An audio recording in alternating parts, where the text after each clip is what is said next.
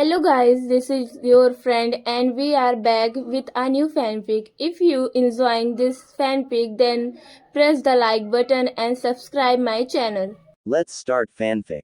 Which is What If Sealed Master Naruto X May X Karin, Part 1. And if you enjoy this fanfic then please press the like button and subscribe to my channel for more fanfic like this and comment for next part. And now let's start the fanfic. Hiruzen stopped by the door at Naruto's apartment. He placed the plastics he held down and knocked. Not twice but 5 times. There was no response. He was certain though, that Naruto was somewhere inside the building. He opened the door and walked in. It was always unlocked. There was a sign of danger painted at the door. Someone had put it there. Naruto never bothered to remove it, neither did he. But at least no one would dare walk inside the place. So Naruto never locked it. Not a night. Not when he was running through the village. Not when he was in the forest of death. The place was cold and eerily silent. Hiruzen shivered slightly. He should be used to this. But this was his ritual every time he came here. He'd brought in a TV, just maybe to give it some life, but Naruto hardly used it. One day he would turn it on and leave it on a news channel. When he comes back, it is going to be on the same channel, remote still where he left it. He didn't bother saying anything anymore. The Sandame walked over to the small kitchen. The apartment wasn't the best. But it had everything. He had made sure of it. Still, this wouldn't mean much. Even if he bought a large fridge, with Naruto by himself, it would only have ramen inside. The damn villagers wouldn't sell him food. They wouldn't sell him anything. Since they couldn't touch him, they thought death by starvation was one way to go about. To some, it was just the fear of losing customers. Who wanted to buy in the same shop as the Kyuubi brat? Shaking his head, Hiruzen silently unloaded the grocery and packed it in the fridge and cupboards. He did this every month. Perhaps it was his punishment for the way things have gone. But if he didn't do it, Naruto wouldn't eat decent food. At least the blonde ate. He could cook. He had taught him how to cook. Once he was done, Hiruzen looked around. It was always tidy. Naruto was clean. He was a miserable lonely child, but at least he cleaned up his place. That was at least something good. But not something that made him smile. There were still many problems that didn't look like they were going to go away. And there wasn't much he could do about it.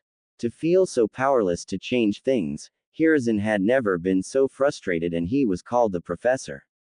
He had learned every fire-based jutsu in the fire country. He had solved many puzzles, and yet, Naruto's life was one he could not solve. No matter what he said, the villagers would undo it with their glares and blatant whispers of contempt. Minato would be so disappointed. He walked over to Naruto's bedroom. It was a one-bedroom apartment. There was no sense of life. The door wasn't fully closed. Slowly, he opened it. It made a creeping sound.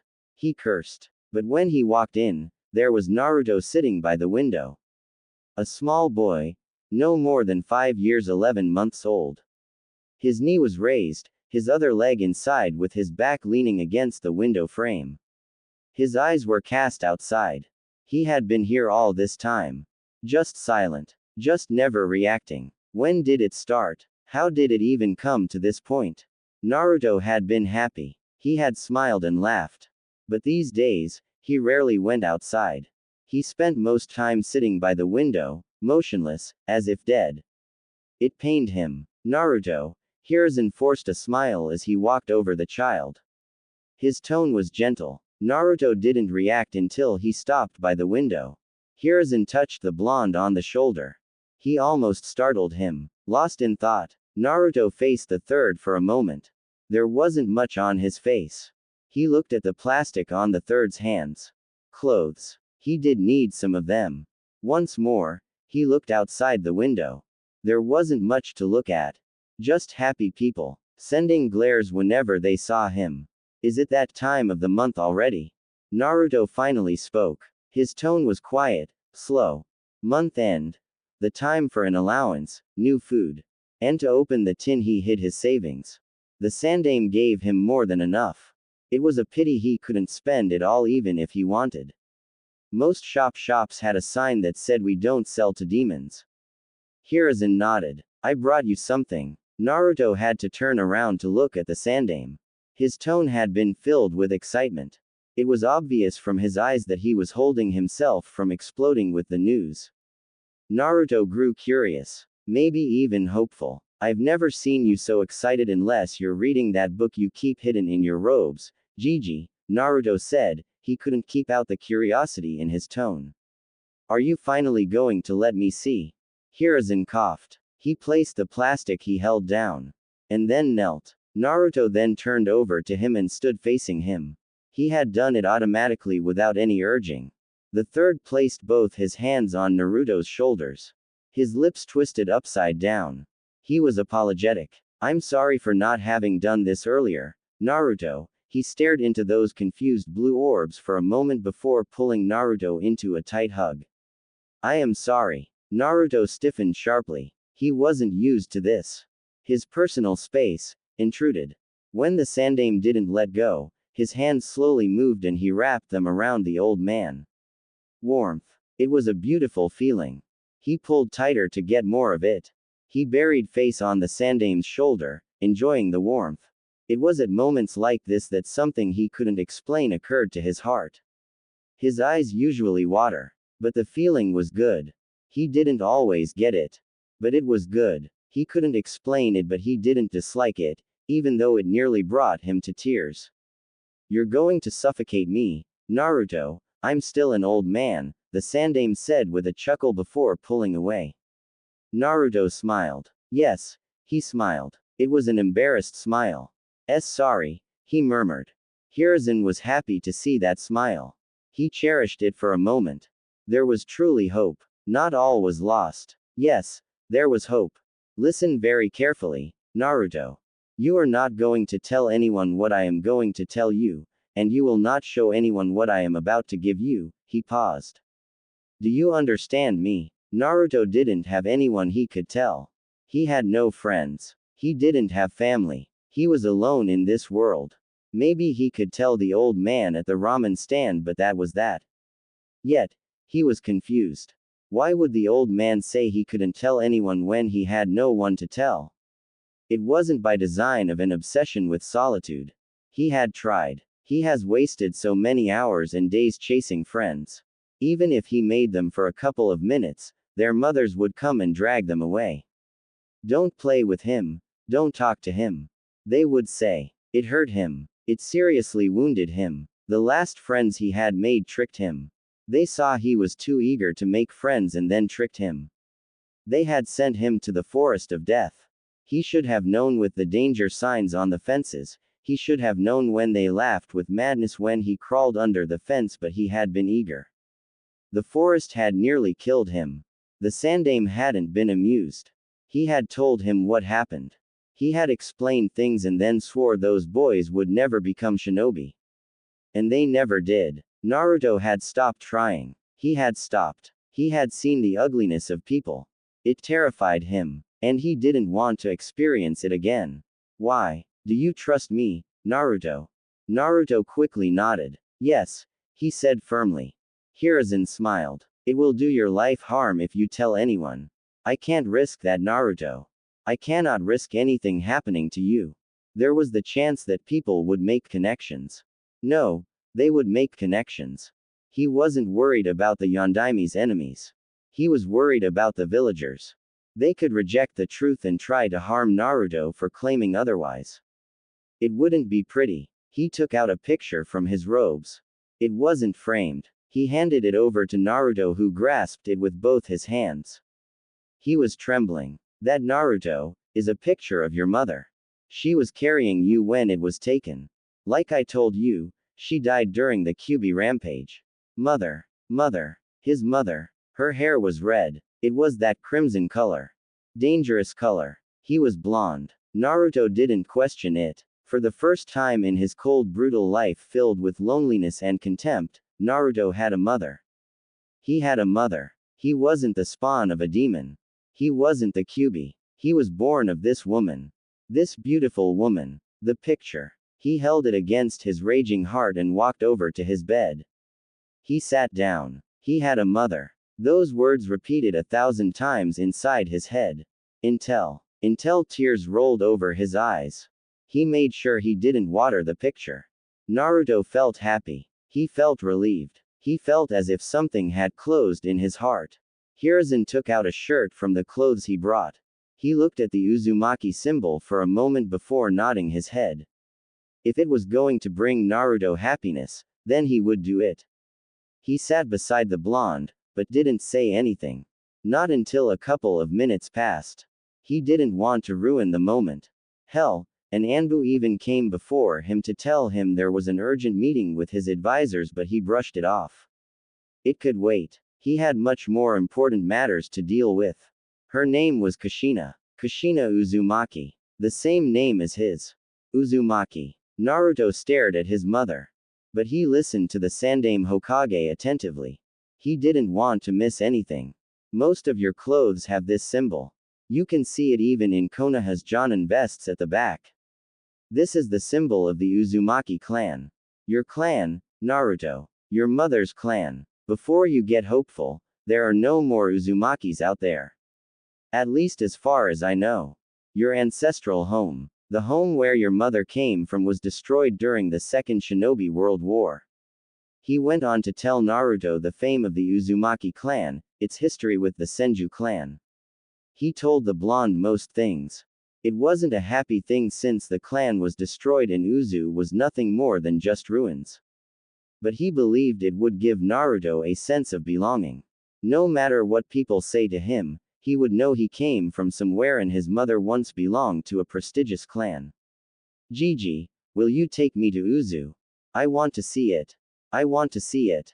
He said those words with hope and excitement. Hiruzen frowned, but he didn't let it show to Naruto. Perhaps if he saw it, he would fully believe. It was one thing to be told about something than seeing it yourself. I will clear my calendar and take you there, but, he pressed his index finger on his lips. Don't tell anyone about it. When we go, it will be just the two of us. No one in this village will know. Naruto nodded vigorously. He would not tell a soul. End. Naruto had his eyes closed, standing on a tree branch in the middle of a forest, feeling the pressure of the wind. When it came to hiding his presence, Jiraiya was a master. To suggest that the perverted geezer learned this trade in order to peep would not be far off. Jiraiya had perfected jutsus for his lustful desires. He could deprive himself of sleep trying to figure out the defenses of a hot spring that was locked away to hide from perverts such as him. He didn't open his eyes when the Sannin flashed on behind him, in midair. His right foot blasting the airwaves as it moved towards the back of his head. On his left hand, Naruto held a kunai before ducking under the fast-coming kick. The moment it went above him, his body twisted in blinding fashion while he leapt into the air, getting away from the tree branch. Jiraiya grinned as Naruto faced him. He could see the kunai on his left hand. Naruto was deadly precise with those. It was always coated with chakra. Without blinking, the blonde flung the kunai. The hand movements weren't extreme. It just seemed as if he was flicking it. But the speed in which it traveled was dangerously fast. The grin on his lips disappeared. The toad sage bent his body backwards, his head facing the heavens as the kunai blasted past him. He felt the wind brush his face as it went by. The kunai hit a tree, blasting past it. Jiraiya didn't have the time adjust his body as Naruto flashed above him, a Rasengan on the palm of his right hand. He cursed the blonde's speed. The Rasengan was slammed into his chest. When it connected, the Sannin exploded into puff of smoke. Kaden. Fire dragon's breath. Jiraiya breathed out a stream of crimson flames from his mouth. He was standing on the ground, looking up as the flames rushed up towards Naruto who still floating in midair, body positioned slightly horizontal after the momentum of his Rasengan. Looking at the incoming flames, Naruto moved his right hand across his chest. He closed his eyes, and then snapped his fingers. A wave of his chakra was released from his fingers. It was invisible to the eye. The wave covered a certain distance but what it did was blast the oxygen away. The effect lasted for no more than 2 seconds. The flames that had been coming towards him simply died off, just like that. It was the weakness of flames. They needed oxygen to burn. Regardless of power and speed, as long as there was no oxygen, the flames would not burn. Ah, he loved his jutsu. You're wide open, Jiraiya announced. He was on Naruto's right side, still in midair. There was no more warning when his left-right foot slammed onto Naruto's shoulder, sending the blonde flying away. As the force of the kick carried him, Naruto avoided wincing. Jiraiya's physical attacks carried a brutal kind of strength. He flipped several times with his senses fully functioning. As he was about to pass a tree branch, he stretched out both his hands and grabbed it. He attempted to swing forward but Jiraiya once again appeared. The Sannin was right in front of him. The man punched him on his chest. When the brutal punch connected, Naruto burst into a cloud of smoke. Jiraiya frowned before flashing away. He landed on the ground and leaned against a tree trunk. His eyes flashed open when he sensed something coming in fast. He couldn't react when a kunai went through on his right. It cut slightly his cheek before piercing through the trunk of the tree. Jiraiya sweated as blood dripped from his cheek. His heart pounded a bit with relief.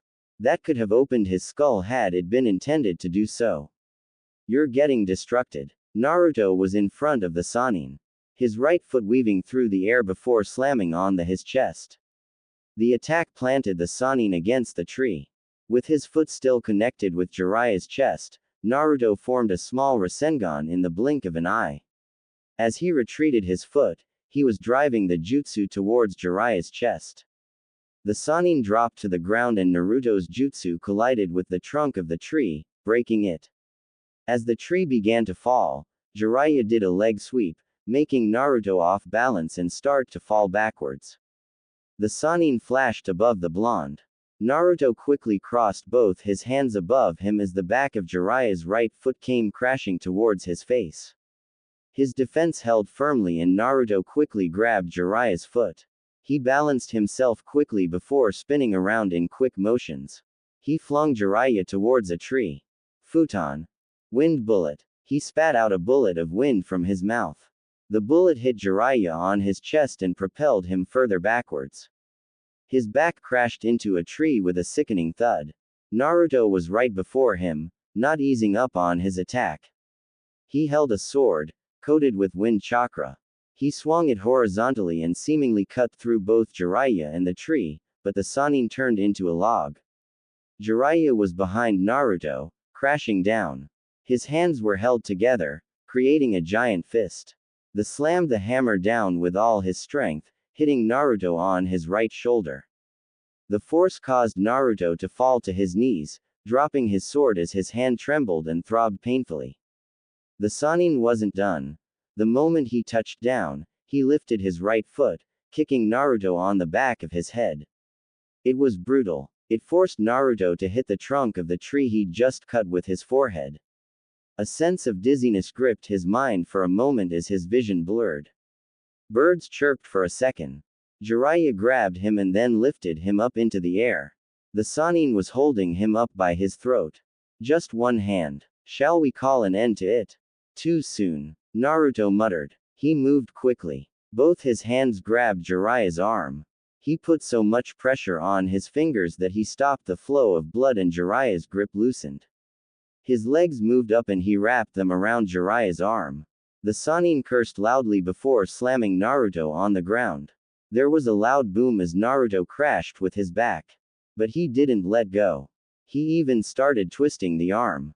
Jiraiya started tapping on the ground comically before yelling. Naruto, you are going to break my hand. Do something about it. Naruto yelled back, careless of Jiraiya's pain. You shitty brat, if you break my hand, I won't be able to do research properly. That is worse than death. Naruto shrugged. It will save you from pain and women will have their dignity back. Jiraiya cursed once more and used his free hand to form a hand seal. His hair stretched and wrapped around Naruto. He strangled the blonde, forcing him to let him go. Once free, he hurled the blonde away. Naruto flipped several times before touching the ground with both his hands, trying to stop the momentum. Once he stopped, an earth spike burst from the ground. It was sharp, and dangerously moving towards his chest. Naruto propelled his body backwards by pushing chakra into his fingers to push himself. The spike missed him, just by a whisker. Jiraiya expected this. He was upon the blonde. Twisting as he moved, he channeled chakra onto his fight foot and then slammed it on Naruto's face. The kick picked the blonde off the ground, but before he could do anywhere, Jiraiya grabbed his right foot and then twisted him up before hurling him towards a tree. Naruto didn't have enough room to balance his body, and so he crashed into the tree with his back. The Sannin appeared in front of him, driving his punch towards his chest. Jiraiya sensed a spike of chakra and tried to retreat. The blonde burst into a swirl of hundreds of small wind blades. He landed a distance away, but before he could even glance at the damage, he felt the air leave his lungs. Naruto was standing just away from him, with a bleeding face, but he was ing all the oxygen away. It became harder to breathe for Jiraiya.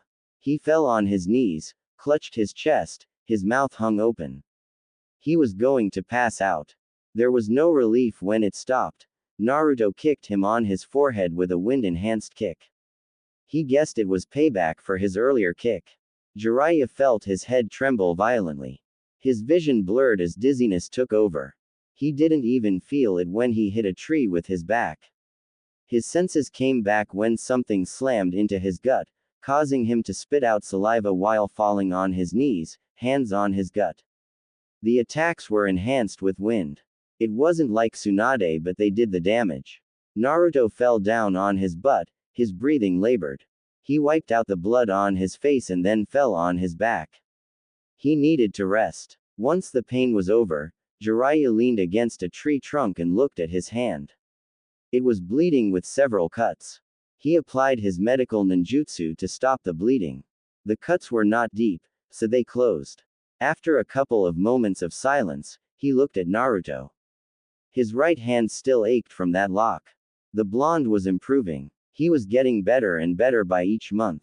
This training trip had been the best option for Naruto. If they hadn't done this, he wouldn't have gotten closer to his godson, he wouldn't be producing another shinobi who would surpass him. It was still early days, but one day, Naruto would surpass him. He would be better than him. Jiraiya was honestly proud. Minato had been a genius, but Naruto had potential and he used it to his advantage. He knew his potential. The blonde was also willing to learn. "I'm no longer taking it easy on you," Jiraiya more or less grumbled. The last hits had been unpleasant. It has been quite a while since someone managed to hit him so hard. "I told you to bring your A game, even senjutsu if possible. I'd kill you with senjutsu. And I am soon going to cripple you if you're not careful," Naruto retorted. Jiraiya frowned. That was true. He couldn't deny it. It wasn't the arrogance speaking. It was a fact. Before their training ends, Naruto was most likely going to leave him bedridden for a couple of days. They did fight with the intention to kill. There was no friendly. You could break a leg. It was part of the training. Part of fighting experience. More than anyone, Jiraiya knew the experience was important for survival. Your reflexes are good and your speed has improved. But you need to stop leaving gaps between your attacks. Jiraiya lectured. You also leave yourself open each time you snap your fingers. It is only for a second. When fighting against normal shinobi, I can recover quickly. Don't take comfort in that. You will fight people even faster than me. If they are faster, they will attack on that lapse of concentration.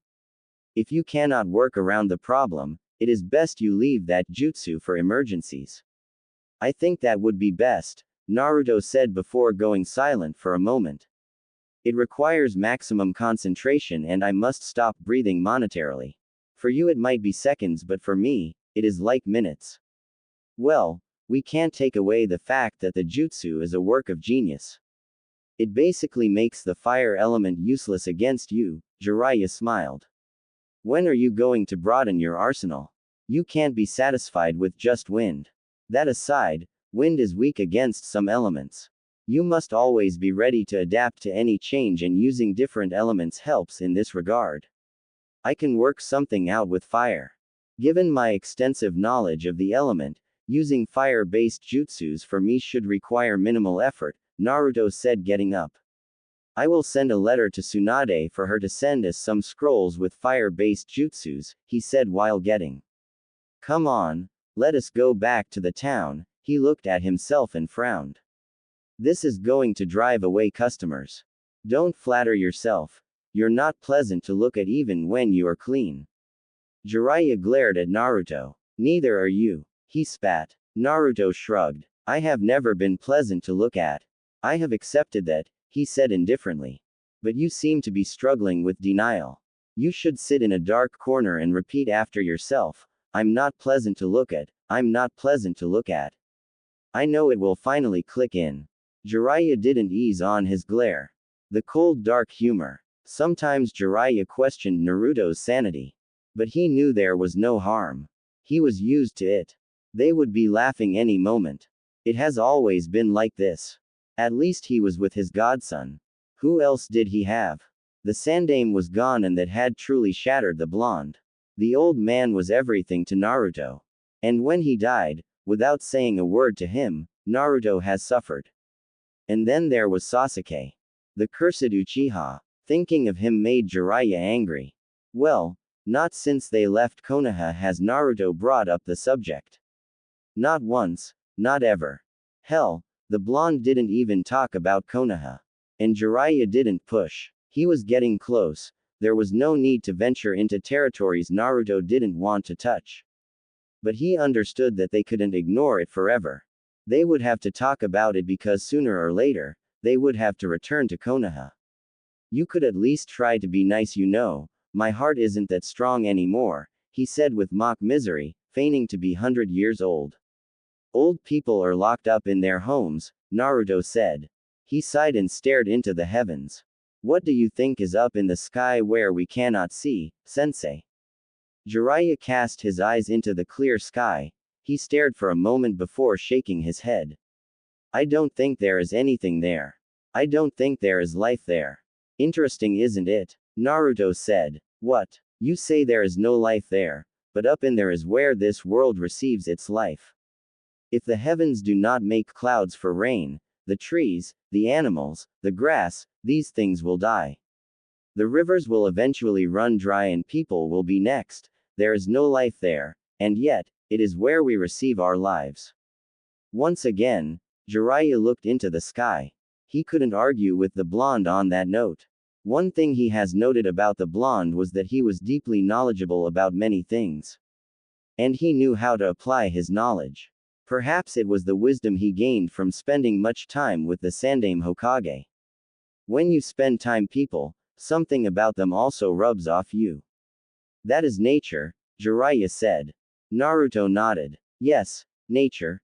So beautiful, calming, and yet it can be so dangerous. I like nature, he said before changing the subject. I have been curious, you have no shame, have you ever tried peeping on Tsunade? Jiraiya's body froze. Yes, it was more of a whimper than anything. He could never forget that memory. He still had those wounds from the beating she had dished on him. He fought with the crazy side of him that said it was worth it because he had nearly died that day, literally. Tsunade had pummeled him hard. She had broken so many bones, the pain. Worse, she healed him after doing it and then threatened to beat him into the brink of his life again if he tried it once more. Well, those had been younger days.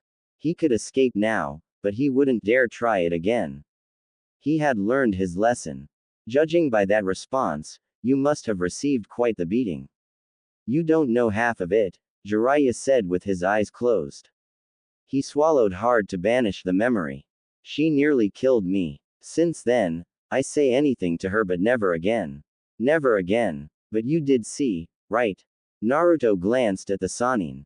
It must have been something else. She must have been a very delicate young lady when she was younger. She was, Jiraiya said. She is still beautiful, he added. Naruto didn't comment on that. He just nodded. Without much being said, The two headed back to the town. The walk was silent, both in their thoughts. Jiraiya was thinking about what they had to do next while Naruto was thinking about certain things in his life. Once they reached their motel, Jiraiya took a shower and changed his clothes. There was no need to rest for the Sannin, he was going out and likely not to return for the night. Naruto didn't question it, he knew what the Sannin was going to do. They had chosen this town because of its fun activities. There were casinos, brothels. Jiraiya's kind of hunting ground. He loved places like this. He always danced with joy when he thought of what kind of material he was going to gain through his peeping work or getting drunk with young girls who giggled and laughed hysterically whilst he tells them his legendary stories. The man walked out of the bathroom, already grinning madly. You could see it in his eyes, his body language. He was going to have fun. Well, the past 4 days had been spent training vigorously. The man probably felt he needed to reward himself. Jiraiya contained himself and walked over to the window. He opened it and then turned back to face Naruto. We are going to leave this town in the next couple of days, he said a bit seriously. They never stayed at one place for too long. The longest they had stayed was 2 months. They were always moving around, seeing different places. Sometimes they didn't even camp with people. They would stay in the middle of nowhere. For survival, it was hunting. They always made sure there was water close if they were going to camp in the middle of nowhere. We have stayed long enough and I am certain that by tomorrow, you'll no longer be able to walk in the streets without women chasing after you along with their husbands. Jiraiya glared at Naruto. It had happened at their last village. It hadn't been fun and he had been forced to depart early. He was surely not going to return to that village again. He would be burned on a stake like a witch if he returned to that place. There were wanted posters of him in good spots. And whose fault was it that I was nearly killed? Naruto shrugged. You left without giving me money for food. What was I supposed to eat? You're a man, you need to make a plan and you didn't have to expose me like that. I wouldn't need to make a plan if I wasn't forced to use my money to bail us out after you lost your wallet when running away from one of your conquests. Jiraiya smiled, remembering that day. That had been truly a good day. That woman had assets as big as Tsunade's. She was just sitting there in the water, never minding her nudity, doing things to herself. Jiraiya had never been quite pleased. Anyway, he fought the blush gracing his cheeks. When I come back, you must be ready. I will look for a mission you can do. This time, it will have to be difficult. Naruto sighed. So, you'll be gone for a couple of days. The Sannin nodded. He took out his wallet and stared at his money. He glanced at Naruto and then his money. He frowned. If he didn't give enough, Naruto was going to hunt him down and ruin things for him. He counted a few bills and put them down. I put enough for food and some fun, he finished with a grin. With that, he jumped out of the window and was gone. Naruto shook his head and walked over to the window. He leaned against the window while sitting down, his right foot close to his chest with his left touching the floor inside. He rested his right hand on his knee and stared down at the streets. This was his comfort zone. How many days has he seen, sitting like this? He couldn't remember. They were too many to count. Almost all days he had a window, he performed this ritual. The streets filled with people. Mothers walking with their daughters, boys chasing each other, drunkards, walking past with a stench that turned people away. He saw this scene almost every day. Yet he was never tired of seeing it. The past 16 years of his life have never been dull. There was always something happening. Had it not been for the old man, it would have been chaotic at best, but when he saw those mothers, he remembered his own mother, the woman who gave birth to him. Now he knew he had a father. The Sandaime had left it as his last revelation before he died, a painful experience that had been losing the one you loved, the one who saved your sanity. Jiraiya had come in, talked to Tsunade and he was taken out of the village after a couple of months of misery and solitude. For more than 2 years now, he has been running around the elemental nations with the Sannin. He has seen many things. Many people, the shamefulness of Jiraiya, and he had learned to drink. He had learned to speak to women. He was still young, but his body was growing fast. Then again, the old man had always ensured that he ate healthy. After an hour, a bird flew over to Naruto and landed on his right shoulder. He stood up and walked over to a small wooden table in the wide room and sat on a cushion. He took the scroll it carried and the bird flew over to the window.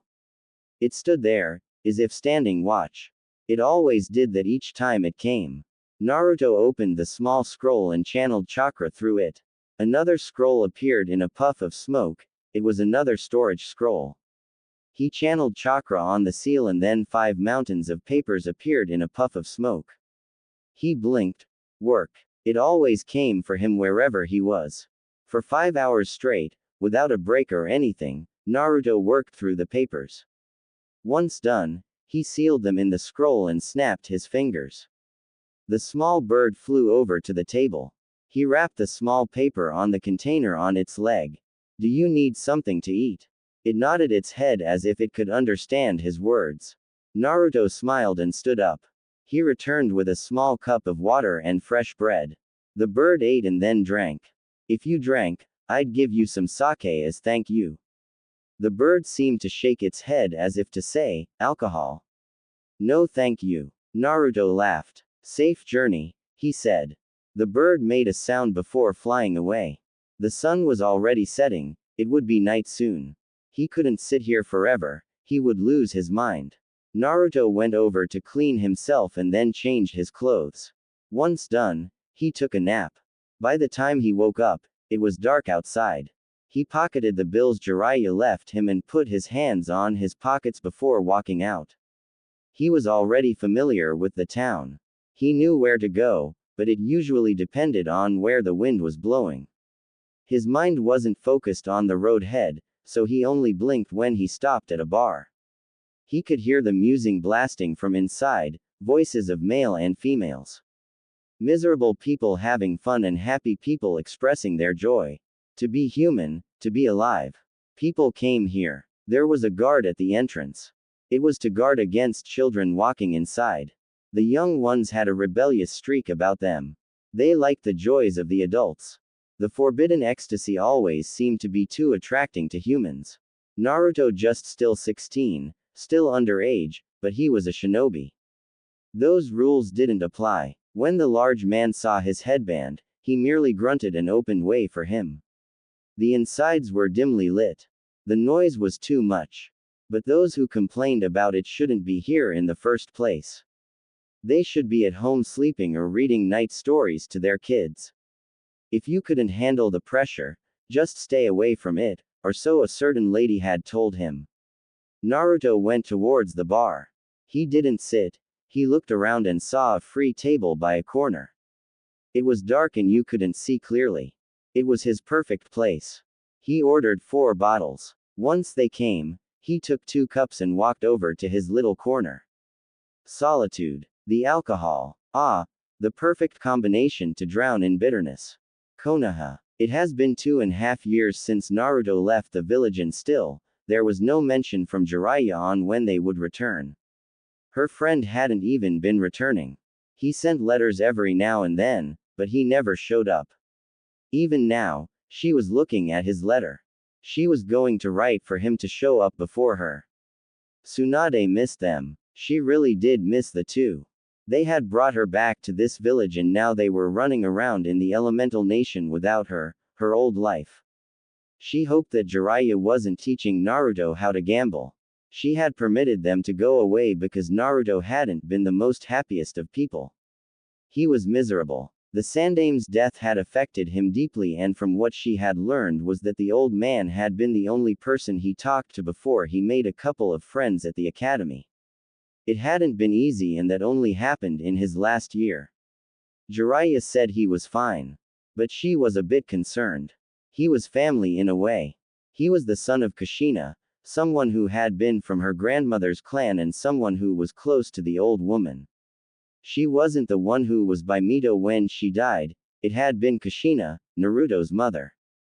So, she did consider him family. Tsunade placed the letter on top of her desk and tapped her fingers. Something wrong, Tsunade-sama? Sakura asked quietly. The slug princess glanced at the Pinkett. She had grown. Well, she had trained her well. But she was still obsessed with Sasuke. That rotten child. He had been spoiled rotten. From what she knew, Tsunade didn't understand why the villagers adored him. She didn't see why girls liked him. He had a cold personality and he was rude.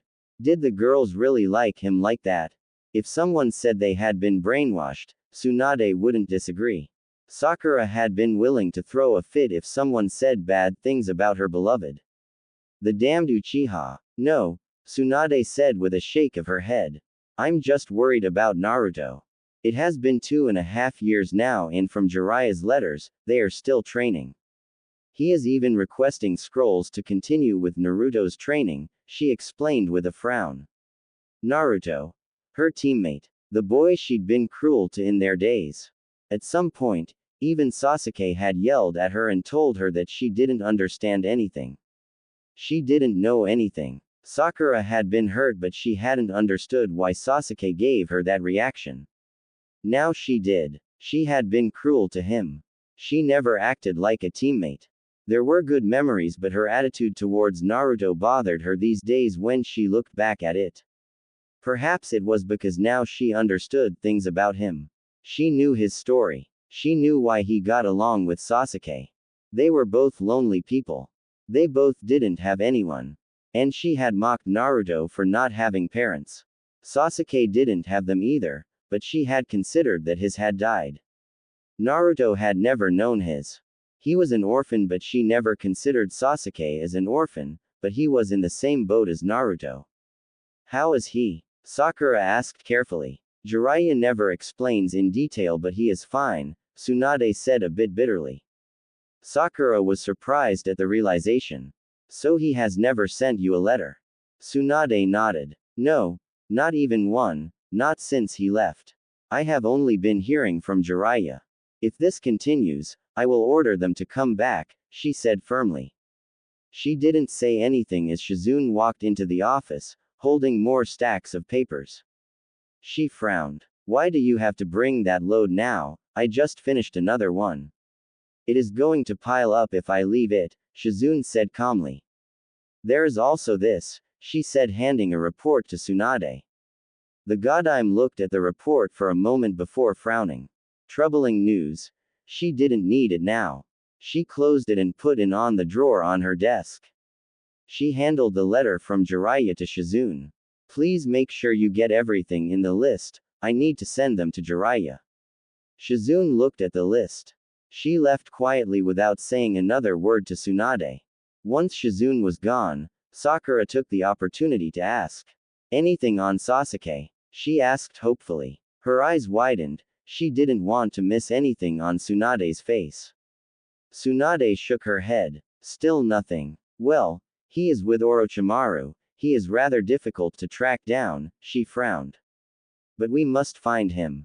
The time is coming for Orochimaru to change bodies and if we don't act, he might take Sasuke's body. That will be over for the Uchiha. Sasuke-kun won't let that happen. Sakura said firmly. When Tsunade merely stared at her, she sunk down a bit and became nervous, and worried. Do you think he will? That is the only reason Orochimaru gave him the cursed seal, Tsunade said. That aside, Naruto did say Sasuke said he was going to sell his soul to the devil to get the power to kill his brother. If it means giving his body to Orochimaru to kill Itachi, then he might do it. I wouldn't even be surprised if Orochimaru manages to twist Sasuke into allowing him to get his revenge for him. For a moment, Sakura's body froze. If that happened, she would never see her beloved. He would become Orochimaru. They really had to find him. If Tsunade wasn't winning, she would look herself. Can't you ask Jiraiya-sama to do something? I didn't want to burden him but it looks like I don't have a choice. Tsunade said. 4 days after Jiraiya left Naruto. It was in the afternoon when Jiraiya returned. He found Naruto sitting motionlessly by the window. Perhaps it was something they had in common, but he never sat there like he was dead. Naruto never even used the window like the door. Never ever. Jiraiya had never seen it. Even when he was sitting there and had to go out, he would out through the door. It was strange, but Jiraiya never questioned. That took you long enough, Naruto said without turning to face the Sannin. I'd stepped out of the town to receive some information. Jiraiya said as he sat down next to Naruto. He had his back leaning against the wall, the blonde on his left side. You know my network is very busy. I know, you sometimes leave for a month chasing shadows, Naruto responded. He glanced down at the Sannin for a moment. What did you discover this time? Jiraiya realized, there was no hint of curiosity. Naruto was rather good at it. He was never too eager to learn anything. Even when he was asking things considered secrets, he never showed you how interested he was. Sometimes it made it difficult to tell if he was serious or not. Jiraiya had learned to just share or say he didn't have to know. If Naruto was asking, he wanted to know. It is about Uzu. He looked up. To see Naruto's reaction, there was nothing out of fashion. My ancestral home, Naruto said a bit lazily. There were many rumors going on about the land of whirlpools. The village had been reborn, but no one knew who did it and how it came to be. Suddenly one day, people just heard the rumors and the wave country confirmed it because they traded with the village. What bothered people was that the land was being led by the unknown, someone who was called the Emperor. No one has seen him, not even the people within the village. Considering how the village saw its end during the Second World War, I'm certain some people are very nervous. Naruto added, his blue eyes staring outside once more. Jiraiya nodded. The village had been destroyed. It hadn't done anything to anyone. The Uzumakis didn't fight in wars. They were a peaceful nation, but yet, they were powerful. People were nervous about their power and ended up plotting their complete destruction. Now, there were just remnants of the clan. But with the village restored, did it mean that there were many other survivors of the clan out there and they had regrouped? Iwagakure is the one that is most agitated. Jiraiya said. They are concerned because if really it is the Uzumaki, they might have an enemy with a grudge. That is one way to look at it. Naruto said. Jiraiya raised an eyebrow. He would not forget, Naruto was Uzumaki. Even though he didn't live there, it was still his ancestral home and his mother had come from there. How would you look at it? Naruto shrugged indifferently. My clan was peaceful, they did not support wars, and they did not fight. They were allies of Konoha but never partook in the wars. They didn't start trouble with anyone. They were hidden in their village, minding their own business, and yet some people felt threatened by them and decided to destroy them. What would you feel about that, sensei? There was no anger, no emotion, nothing in Naruto's tone. Again, Jiraiya couldn't tell what Naruto thought. As those blue orbs glanced back him, there was a hint of curiosity in how he would respond to the question. It is a difficult one, but you cannot say that what Iwa and its allies was just. It was wrong in every sense of the word. Yet, nothing was done, not even by Konoha. Again, Naruto looked outside the window. Our world isn't fair at times, sensei. People with power always do what they please. Sometimes, right is decided by those with power. I know that, believe me, I know. There was bitterness in Jiraiya's tone. This is why it is my desire to change this world, he said with burning passion. I admire your passion, sensei. I'm sure my father shared it as well. Of course, Jiraiya said with a grin. It is why he named you after the hero of my first book after all. Ah, yes, that book. You said my father liked it. I think I like it as well, perhaps for different reasons, but Naruto wouldn't say. What would you have done in that situation, sensei? In a world you desire, would you have allowed Iwa and its allies to get away with what they did? Their action was nothing but a slaughter of innocents. I say this not because it is my clan, but looking at it as someone who has listened to your desires. Jiraiya thought for a couple of moments before shaking his head. I don't know, Naruto. Iwa would say they were justified and they wouldn't back down. Anything would more forceful would result in bloodshed. He said. But if you have listened me to, you will know that I still don't have answers. Naruto nodded. Which is indeed a pity, the blonde said.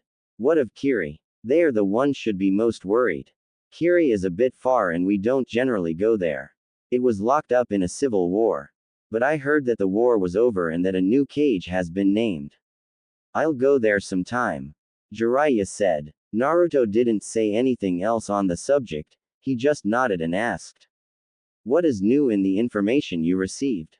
Nothing much, there are still many things we don't know. Getting inside is near impossible. I'd have to go there myself. But since it is something that will require time, I can't do it now.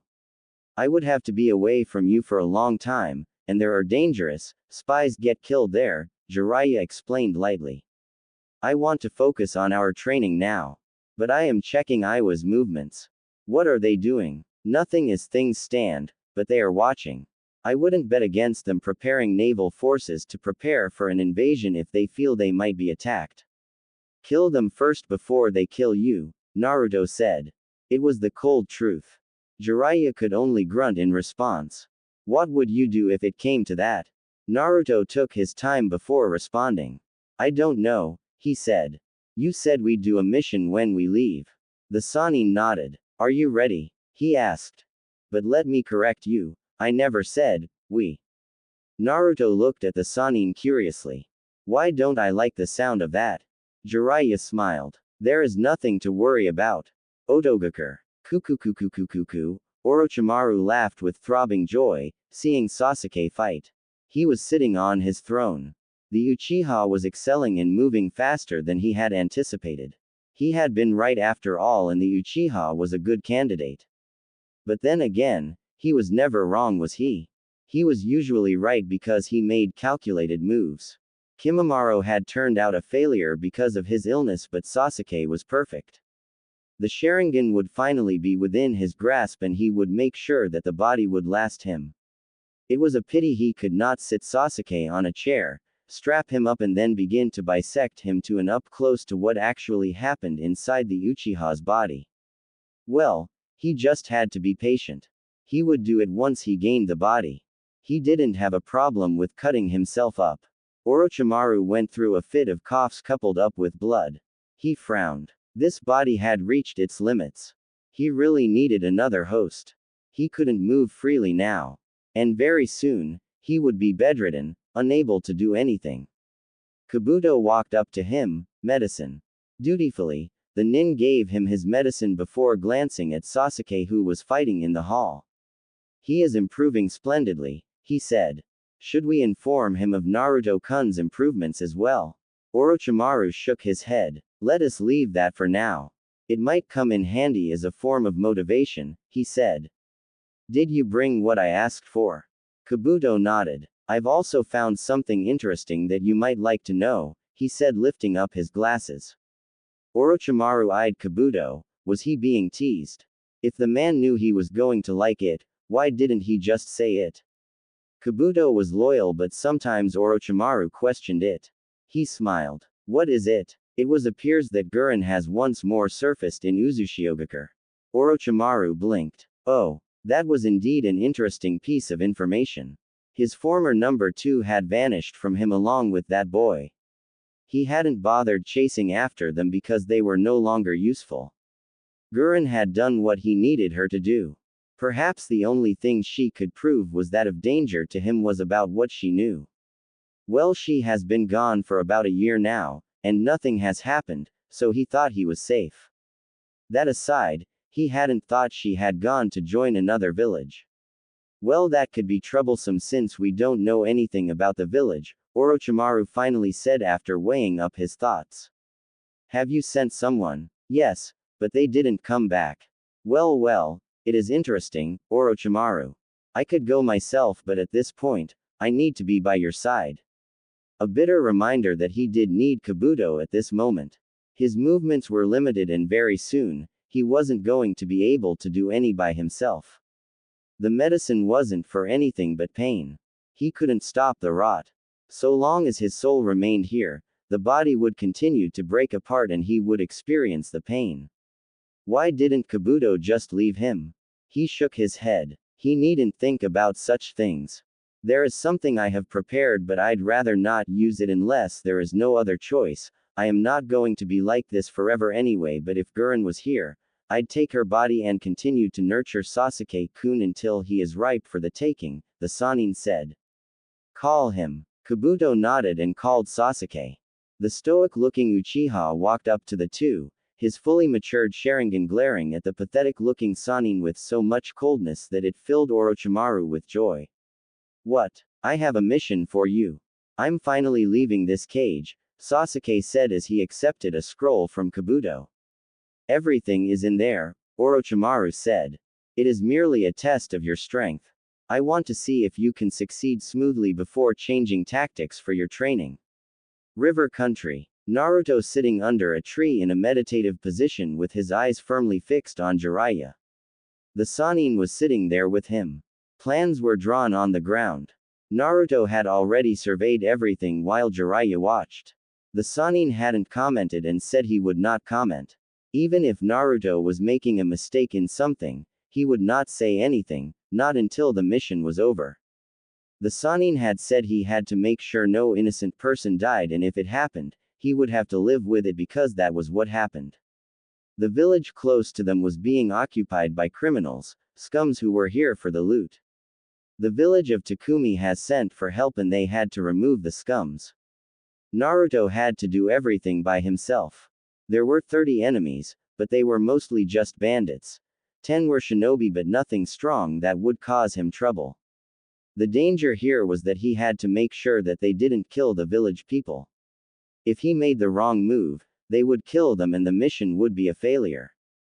The leaders of the group were all located in a small bar having a meeting. This was a perfect opportunity to strike, when all leaders were at one place. 7 were doing patrols around the village. He could easily handle those with his clones and silently as well. 5 were guarding the daughter of the village leader who they were demanding a ransom for. These people were in different locations and he had to strike quickly. The rest of the villagers were in their homes. They were told not to make moves. For some reason, Jiraiya had leaked that Takumi had hired shinobi and he had to deal with people who were aware that an enemy was coming. Remember Naruto, if you just leave this people, they are going to harm more people. If there was a mass jail for criminals, we'd capture them and send them there, but we don't have that. Killing is part of the job. Don't make it feel natural for you. It's not natural. Life is precious, but as shinobi, we cannot avoid it. You don't always have to kill. You have to determine what is safer. Naruto had shed blood before. It had been horrible. He hadn't meant to do it. The man was a bandit and Naruto had put too much strength on his hands, he had ended up snapping his neck. That sickening crack when the head twisted, those eyes rolling with life disappearing, they had haunted him, but Jiraiya had been there. Jiraiya was taking him through this, just to prepare him, just to make sure that he would not freeze and risk the lives of innocent people locked up in their homes. At any moment now, these people were going to round up the villagers and use them as shields to deter shinobi from attacking. This was why Naruto had to move now. I know, sensei. Naruto said. Wish me luck. Just use your head. This isn't a battle that can be won because of physical prowess. You might have the power and still lose. Just know that you sometimes have to put aside all that power and use a kunai to get the job done. Naruto nodded. He stood up. 2 minutes. He said. A minute is more than enough for you. Jiraiya said. You have your shadow clones to help you. Since the enemy is weak, that is more than enough. But 2 minutes it is. Naruto stood up and jumped onto a tree. He would have preferred to just walk into the small village and crush the enemy, but he had to be subtle about things. There were not more than 15 houses here. It was a mining village. But the gold had run out. The bandits didn't know. Imagine their disappointment when they found out. Kage Bunshin no Jutsu. Naruto created 7 clones to deal with the bandits standing guard. He created 11 more to guard the houses where people were locked, the 5 guarding the important girl were inside as with the leaders, so he could get rid of the others without them noticing. Once his clones dispelled after completing their duties, Naruto ran. His movements were as smooth as a gentle breeze. He didn't make a sound as he danced through the rooftops before suddenly landing behind a group of 4 bandits. Hey WH. He didn't allow them to say anything. He moved in the blink of an eye, jumping over the man. As he was doing so, 3 kunais were fling in 3 different directions. The kunais hit straight on the foreheads of their targets. They pierced through. He landed on the man's shoulders, and placed his hand over the man's mouth to stop him from screaming. The others dropped to the ground, before he hit the man on the back of his head, knocking him out cold. The villagers would deal with him. Naruto left a clone to tie him up before disappearing along with small gusts of wind. The house he appeared in was a double-story house. His target was upstairs with her 5 guards. There were 10 downstairs, drinking while placing guards. They were laughing merrily while the villagers cried in their houses. There was no hope for tomorrow. They were thinking, at any moment now, they would be killed. Cold-hearted humans. But he had seen it, hadn't he? The ugliness of people. He had experienced it too, so he could understand. Naruto went behind the house and walked through the wall. He peeked through the window. The girl looked fine. She was small, crawled up in a corner, trembling in fear, tears in her eyes. People were truly ugly, weren't they?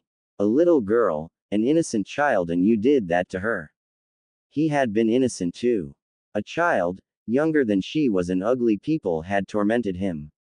He needed to get in silently, and time was ticking away. He held a single hand sign and used Shunshin to appear in the room. 5 kunais were in his hands. He twisted speedily and threw them all, each hitting its target. The bandits didn't see a damn thing. They fell lifelessly on the floor. Naruto walked over to the girl and knelt down. He gave her a warm smile and whispered something to her ear. He noticed she tensed. She was afraid. He created a clone which picked her up and left by the window. Naruto stood up. He was done with this part. He took out a smoke bomb and went downstairs. He threw the ball on the round table the 10 were gathered around. It went off, quickly covering the room with smoke. Everything else occurred within seconds, and Naruto walked out safely with his hands inside his pockets. He could consider his mission done and dusted. He just had to interrupt a meeting, and with everyone else gone, he didn't have to worry about the safety of the civilians, but the clones would still keep watch of everything. Naruto had manners, unlike a certain pervert. So he actually knocked when he arrived at the door where the leaders of the bandits were gathered. He knocked gently a couple of times before a large man walked up. He dwarfed his frame by sizable proportions. Even a Chunin would be afraid to face such a man whose face was a field of scars. What? The man demanded, glaring at Naruto. He then noticed the headband. They sent a brat. A brat? He looked insulted for a moment. Naruto didn't say anything. His response was to punch the man on his face. Despite his size, the man was sent flying back inside the room. He crashed loudly onto a wall, face bleeding, teeth falling out. He cursed loudly as he staggered to get up to his feet. Naruto stepped into the room. They were all large, ugly men. They were the kind of perverts of liked little girls. Pedophiles. He counted them calmly before greeting them. They were not even the least surprised or alarmed. As large as the man he had punched, he was simply a doorman. Konoha Shinobi, one of the men frowned, looking at the forehead protector Naruto wore. Is it true, I've head even though young, Leaf's shinobi are strong? One asked quietly. We are about to find out. They all readied themselves, grinning madly. He was just one. They were big and strong. They could handle this, or so they believed. Between mob justice and quick deaths, what do you prefer? Naruto asked in a calm tone. But a mob justice was no good, was it? Maybe the villagers would pay back the people who made them suffer, but it did nothing but incite violence in the hearts of people. Naruto nodded to himself. Although he offered that option, he wasn't going to go with it. Innocent people didn't need to dirty their hands. This was the duty of a shinobi.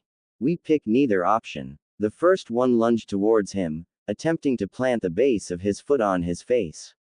Naruto sidestepped the large foot and raised his right hand, channeling chakra through it. He made a fast motion as if he was cutting something, and then blood gushed over from the man's knee.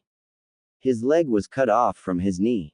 When the pain shot through, he cried painfully. "You little Another yelled, swinging a right hook. Naruto caught the man on his arm, having avoided the punch. Chakra was channeled through his fingers and he pressed. There was a sickening crack or bones breaking. The man cried out in pain while gritting his teeth. When the last man hovered behind him, Naruto slammed his elbow on the man's chest, knocking on the wind of his lungs. He was a shinobi, and he had to finish this. He took out 4 kunais from his pouch and did what he had to do. Once done, he breathed in and out to calm his nerves. He didn't need to see anything. He simply walked out and made way for it. Jiraiya could handle the rest. They just needed to do what he did and mission complete. The village would be safe. Minutes later, Jiraiya walked up to Naruto. "I can't complain," he said of Naruto's performance. "You okay?" "Yeah," Naruto said with a grunt. "Where to now? I doubt we are going to be staying here. Takumi to collect our payment.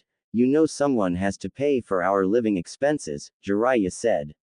"We will stay in the village for a couple of days before deciding where we will go. I have to wait for something." "Our payment?" Naruto asked with a raised eyebrow. "It is my payment, sensei, and we are not sharing. I'm the one who found the mission, and we are a team. Takumi hired both of us and they will pay both of us," Jiraiya said. "You should have asked the terms before you did anything." "Well, I can always tell them that you didn't do anything and don't need to get paid," Naruto offered. "I'm sure they'd believe me." "You wouldn't." Naruto smiled. "Of course not. I wouldn't do something like that to my beloved perverted sensei." When Naruto first met the Biju inside of him, he had been truly frightened, not of those huge eyes or its size, but the sheer amount of hatred those eyes directed at his presence. He was surely just an insignificant person the Biju could squash under its massive paws, yet it could look at him with so much hate that his body trembled. Naruto had never felt something so powerful. Over the years, he has learned that it wasn't him specifically who was hated but humans in general. The poor beast was forced to remain caged because of its power. It was a sad thing. Of course, Naruto didn't pity the beast. He didn't hate it either. As he gently touched the waters, those huge eyes opened slightly. Naruto marveled the size of the Biju, its intelligence. People were missing out by simply brushing out the Biju as nothing more than a source of power, a weapon of destruction. Chaos incarnated. "Those eyes, I wonder if you stared at my mother as you do with me." "She never visited," Kurama responded calmly. "Unlike with you, her seal was simply designed to suppress my power. The same can be said about Mito. So they all never used your power but just kept you at bay." The Shodai's words were like, "He has nothing against me but I was too powerful to be left alone. So his wife sealed me within her. I have been confined for years, you thinking of ending my term?" A toothy grin. Naruto smiled. Yes, those attempts. The Biju always attempted to entice him to let it go. To free it so it can finally breathe in the oxygen it has been deprived of for many years. But Naruto wasn't stupid. He wasn't going to do it. Releasing the Biju meant his death. He did not have the full genes of the Uzumaki to survive an extraction as his mother did. My clan was also destroyed for being too powerful. I guess we have something in common there, Naruto said. But that isn't why I am here. My power, Kurama said. Naruto was like all humans. He wanted his power. He was the first Jinchuriki to use his power, but it did give him a sense of freedom. The seal held him. If Naruto was willing, he could draw out as much chakra as he was willing to give. Naruto nodded. I wish to learn to control it once more. Kurama grinned. I thought after you nearly killed that hermit when you lost control you wouldn't want to try again. Naruto shrugged. It would be stupid of me to leave this power like this. You are strong and I am your host. It doesn't matter that neither of us had a choice in our union, the fact is we are together and I am going to learn to control your chakra. I'm not stopping you. Yes, because when I use the chakra, the seal weakens. I have been studying seals since I was 7. Although the old man never taught me anything special, he introduced me to Fuinjutsu and said it was the legacy of the name I carry. So I know what happens with this seal and I know you laugh gleefully when I lose control. Kurama stared at the blonde for a moment before laughing menacingly. You lose control because you can't handle my chakra, human. Naruto shook his head. Yes, your chakra is potent and admittedly deadly to the human body, but it isn't the potency of your chakra that makes me lose control, it is the hatred. Hemp. Kurama stared. If you can't handle it, then don't try to use it. I am hatred, it comes with my chakra. But you can make it worse because you want me to lose control. Naruto stressed those words. Look up. Kurama did and saw structures. He frowned. He knew the seal. Naruto clapped his hands. You are very knowledgeable about seals. Then again, you have always been sealed within seal masters, he said. That is insurance. You are not going anywhere unless I say you are. If more than 6 tails of chakra leak out the seal, that falls down on you and restrains you. With that said, it would be much simpler for both of us if you allowed me to use your chakra without doing anything funny that interferes with the process. A human, doing this to him. A child no less. It was humiliating. I have no plans on remaining here until you decide to transfer me to another host. I will make my escape. I know you will try. I'd try to escape too if I was locked up in a cage, but I still won't let you go. I need your power. I know you hate humans.